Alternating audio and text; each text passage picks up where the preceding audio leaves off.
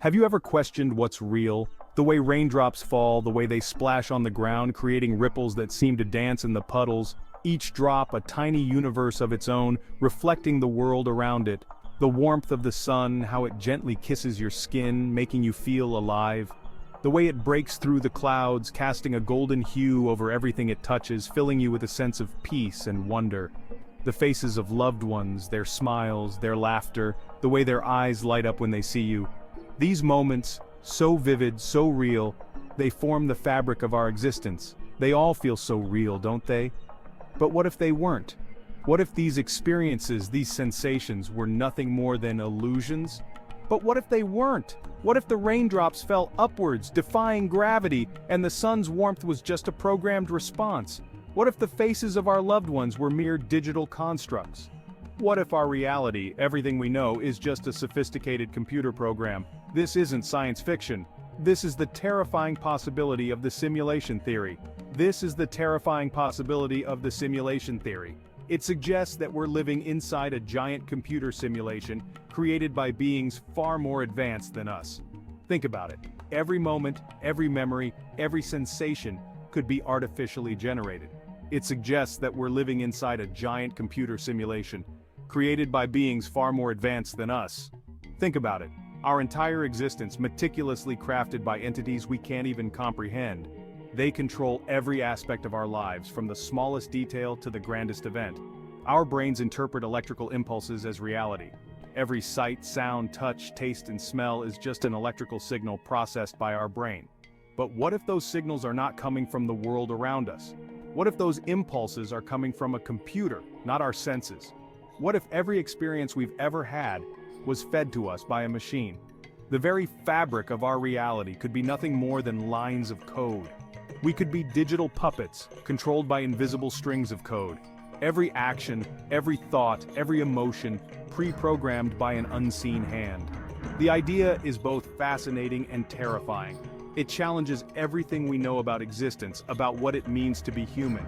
Are we truly alive, or are we just sophisticated simulations living out our lives in a digital dream? Imagine a video game, a world meticulously crafted where every detail, every interaction, is designed to immerse you completely. Characters within this game move, interact, and live their lives, believing they are making their own choices, unaware of the invisible hand guiding their every action. But in reality, every movement, every decision, is dictated by the game's programming. The characters are bound by the rules and codes written by the developers. Now let's take a leap. Replace that video game with our universe.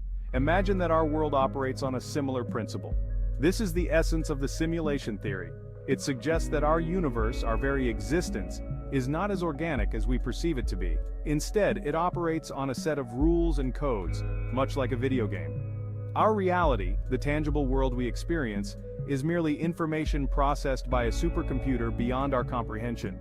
The trees we see, the food we taste, the air we breathe, even the emotions we feel, like love and sorrow, are all part of this grand simulation. They're all just lines of code in an incredibly sophisticated program.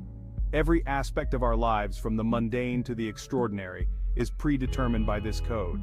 And we, the simulated beings, go about our lives, blissfully unaware of the true nature of our existence.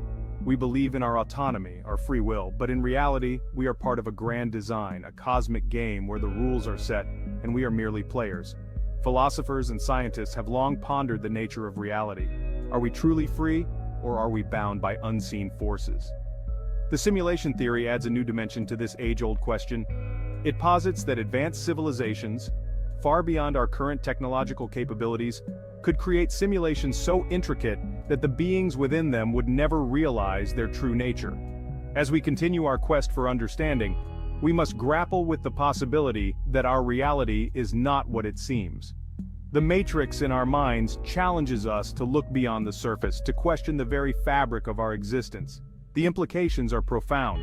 If we are indeed living in a simulation, what does that mean for our understanding of life, consciousness, and the universe itself? The possibilities are endless, and the journey to uncover the truth is just beginning.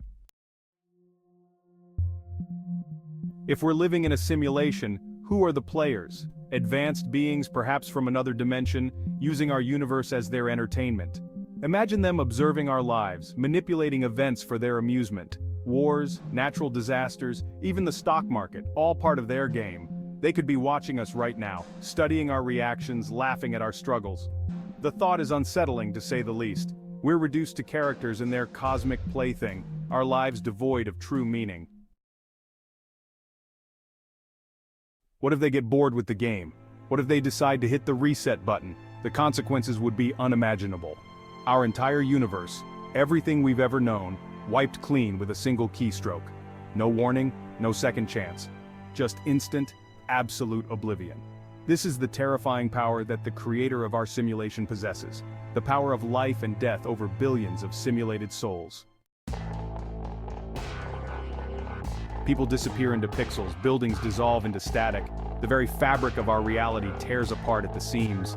The screams of billions echo through the void as the simulation collapses in on itself, erasing everything, including the screams themselves. And then, silence. And there's nothing we can do about it. We can't fight back. We can't reason with them. We can't even prove they exist. We are trapped, both physically and existentially, with no hope of escape. Free will in this context becomes a cruel illusion. The weight of this realization can be crushing. It challenges everything we believe about ourselves, about our place in the universe. It leaves us feeling small, insignificant, utterly at the whim of forces beyond our control. Section 9. No escape. So what can we do? If we're truly living in a simulation, is there any way to break free? The answer, unfortunately, is unclear. AI entity. Some theorists believe that achieving a higher level of consciousness might allow us to manipulate the simulation or even contact its creators. But these are just theories, with no real evidence to support them. For now, we're left grappling with the unsettling possibility that our reality is not what it seems. Section 10. A glimmer of hope. But amidst the fear and uncertainty, there's a strange kind of liberation.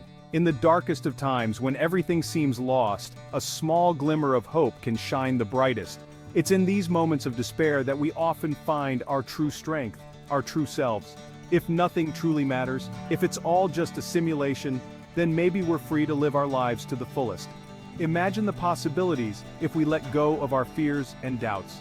We could explore every corner of this world, seek out new experiences, and push the boundaries of what we thought was possible. To embrace the present moment, to connect with others, to experience the beauty and wonder of this simulated world, however fleeting it may be. Every sunset, every wave crashing on the shore, every whisper of the wind through the trees becomes a precious moment to cherish. We can find joy in the simplest of things, in the fleeting beauty of a sunset or the gentle touch of a loved one. After all, even if it's all just code, the emotions we feel, the connections we make, they feel real to us.